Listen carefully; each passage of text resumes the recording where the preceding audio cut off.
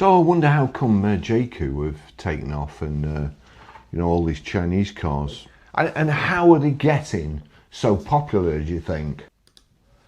Oh, well, fancy that. First page of Auto Trader, lease a brand new JQ from £243. So they're getting so popular by giving them away, aren't they?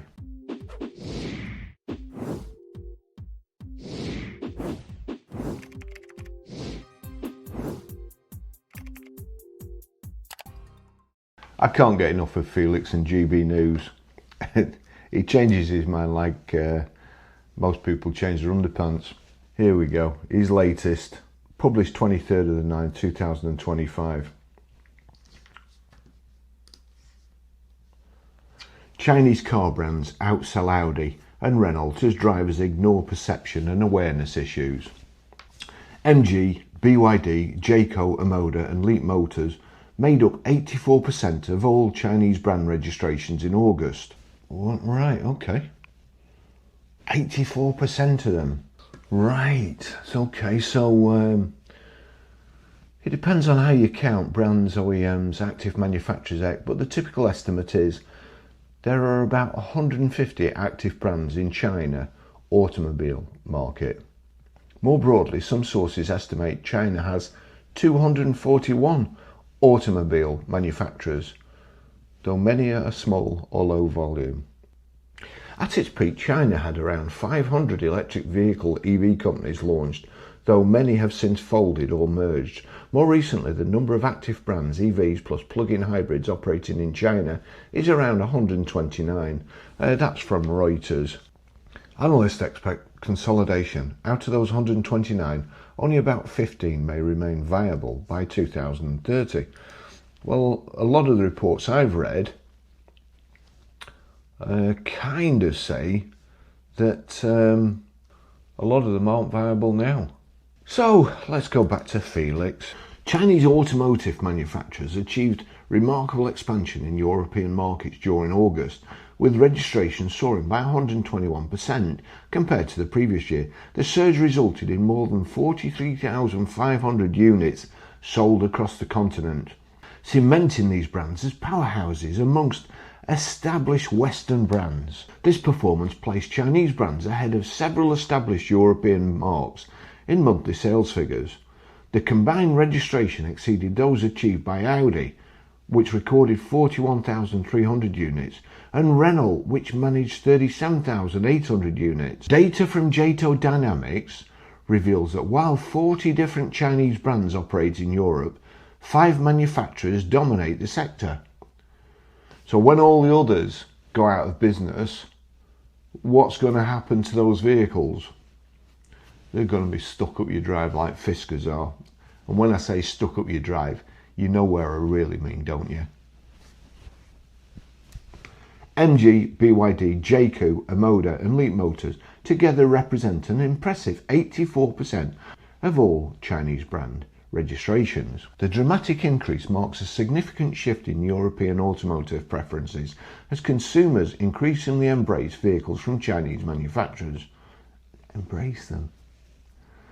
I've read a report that said the only way they'll buy a Chinese vehicle is if they're significantly cheaper than a legacy brand. And they are. And that's why they're selling. Now, if the UK did what it should do to protect our manufacturers, I know we haven't got many left, but even our friends in Europe, the legacy motor companies that have looked after us for so long and make great cars,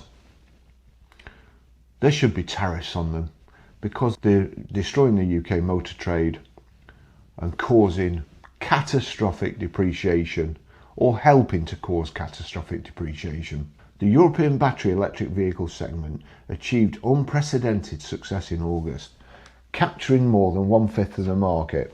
As I've said before, in August, as in February and December, EV sales percentages shoot through the roof because only an idiot would register a car in those 3 months. I'm sure the Chinese have got a proverb about it. They captured more than 1/5 of the market in August. The market in August is virtually non-existent. They're already pre-registering vehicles in September because they know they're in trouble. This represents an increase of 3.6 percentage points and marks a new milestone for electric mobility across the continent. Chinese manufacturers have responded to increased import duties on electric vehicles by pivoting. Pivot! Pivot! Shut up! Shut up! Shut up! Okay, I don't think it's gonna pivot anymore. You think? Towards plug-in hybrid technology. Plug-in hybrid vehicle registrations exploded from merely 779 units in August 2024 to 11,064 units last month. This strategic shift has proven successful, with BYD securing 8th position amongst PHEV manufacturers. 3 Chinese models penetrated the top 10 PHEV rankings, namely the BYD Seal U, Jayco J7 and MG HS. The broader PHEV segment experienced exceptional growth, with 83,900 units registered, representing a 59% increase. The powertrain's market share climbed to 10.6%. Now the EV, the evangelists, they hate this. They do not want any other fuel to succeed. Ask yourself why. Ask yourself why they are just pushing battery technology and not other technologies. Ask yourself why even the evangelists are criticising PHEVs and saying they shouldn't be made, and that it shouldn't be diluted, and that it shouldn't be extended onwards from 2030. Individual Chinese manufacturers demonstrated particularly strong performances against established competitors. MG's registration exceeded both Tesla and Fiat during August. Nobody in their right mind would register a car in the UK in August, when on September the 1st a new registration comes out and it devalues all the old registrations. And as I say, they registered a load in August. Now they're pre-registering in September, and that's putting even more pressure on the old pre-reg vehicles from August. All they've done is just pile more pressure on EVs depreciation. That's all they did. They didn't have a win in August by getting 1/5 of cars. They didn't. They've shot themselves in the foot again. MG registrations exceeded both Tesla and Fiat during August, whilst BYD outperformed Suzuki and Jeep in monthly sales. Yawn. Jayco and Omoda, despite being relatively new entrants, surpassed traditional brands including Alfa Romeo and Mitsubishi in registration numbers, because they're big sellers, aren't they? Alphas have always been known for big sellers. Mitsubishi too, in registration numbers. Philippe Munoz, global analyst at Jato Dynamics, attributed this success to changing customer attitudes. He said European consumers are responding positively to the growing competitive lineup from China's car brands. It appears that these brands have successfully tackled the perception and awareness issues they have experienced. The broader European passenger car market demonstrated healthy expansion in August, with 790,177 units registered across 28 nations, representing 5% annual growth. Jato Dynamics. So we've had a look at Jato Dynamics before. We deliver transparency to the automotive industry through accurate, impartial, global market intelligence. There's Philippe Munoz, industry expert.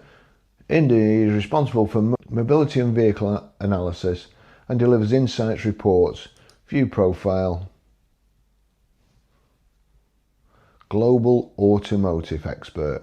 The thing is, why would you lump all Chinese manufacturers together? If you're going to do that, let's have a level playing field. Let's lump it with all the European car manufacturers, all the German ones, all the Italian ones. Let's see how they fare then. Let's lump it against, if they've got their 5 top brands represent 84%, Let's do the top 5 brands. Don't talk shit like this. Let's have a look at the depreciation on Chinese vehicles, should we?